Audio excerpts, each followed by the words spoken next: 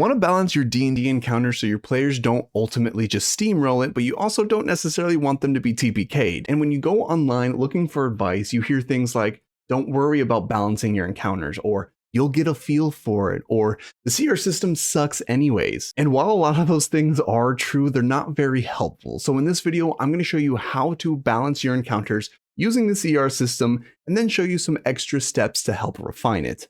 And stick towards the end while I'll give you my bonus tip on how to make any combat encounter both challenging and engaging regardless on how well it's balanced. Hi guys, my name is Tony Rodriguez, and today I'll be your encounter smith. Here we like to build encounters for our favorite games that are both fun and accessible. Now first, let's get into how to balance an encounter using the CR system, and we're going to be using an encounter calculator for this. But before we get into how to use that, I want to quickly go over what the calculator is doing so you can better understand why these are balanced this way. So if you go to the table on page 81 of the Dungeon Master's Guide, you'll see an XP threshold based on player level. This will have different XP values based on easy, medium, hard, and deadly encounters based on character level. So for this example, we're going to go with level 5 characters. So these are the values of level 5 characters for those different encounter difficulty thresholds. And then we're going to say we have 4 players all at level 5, so we'll just multiply these by 4. Then we're going to take the monsters we want our players to encounter, we're going to take their XP values, add them together,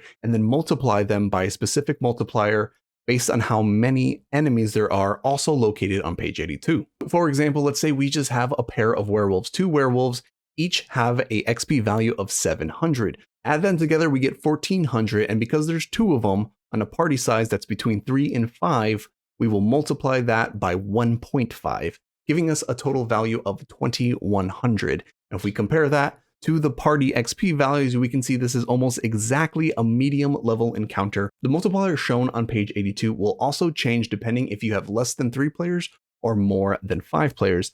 This is described a little bit more on page 83. Now let's show you how to use a calculator so we can double check my work.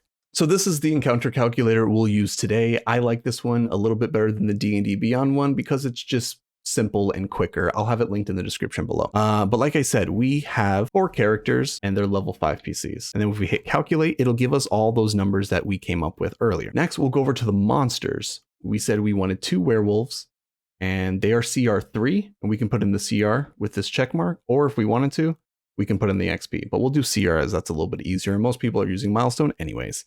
And then if we calculate that, it'll give us all the values and show us right here that this is a medium encounter. The adjusted difficulty is 2100, and a medium encounter for 4 level 5s is 2000. Now, if we wanted to make that a little harder, maybe we just add a whole nother werewolf. We'll add 3 werewolves and then hit calculate.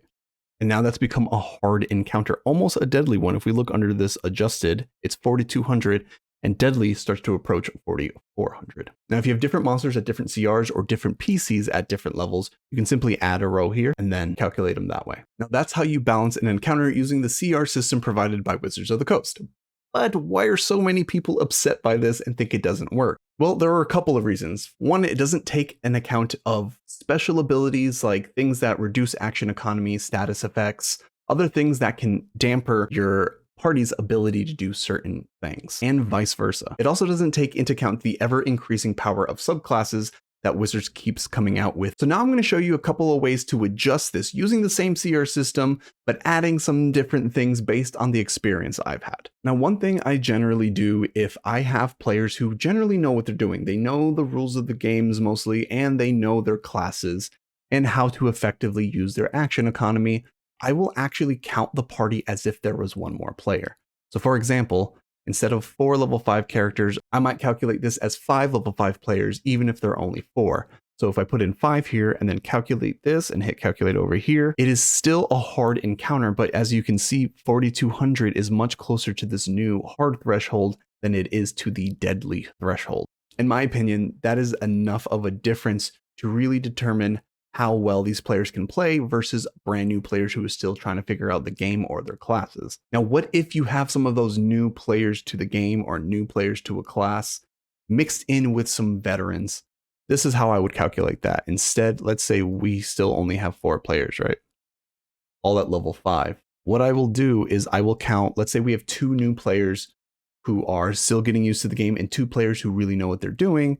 I will count those new players like level 5s, but then our more experienced players, I might count them as level 6, even though their PCs are actually only level 5. And see, again, it's still a hard difficulty, but it's much closer to the middle between hard and deadly rather than being too close to hard or too close to deadly. So while these adjustments won't dramatically change the CR system, I feel like it tilts the scale in certain directions to really compensate for maybe the level of experience your players have. Also, I will raise the level of characters in terms of calculating the encounter balance if they've been rewarded a legendary weapon. Legendary weapons, especially for martial players that have a +3 to the hit, actually heavily reduce the defensive CR of creatures. Fighter has a really cool weapon that I've rewarded them. I will count them as a level 6 or a level 7, even though they're a level 5. I know it might sound a little crazy to treat a level 5 character as a level 7, but if they know how to use their class, they have a powerful subclass, and they have a legendary weapon, you'd be surprised at what they can do on the battlefield. Now, while those tips in adjusting the CR can help, they still won't be a one-size-fits-all scenario. Really, when you're tweaking the CR system, there's two things you really need to think about. First of all, the experience of your players. Second, I would determine what your definitions of easy, medium, hard, and deadly are. In my opinion, those words are kind of abstract and everyone will have different means for them.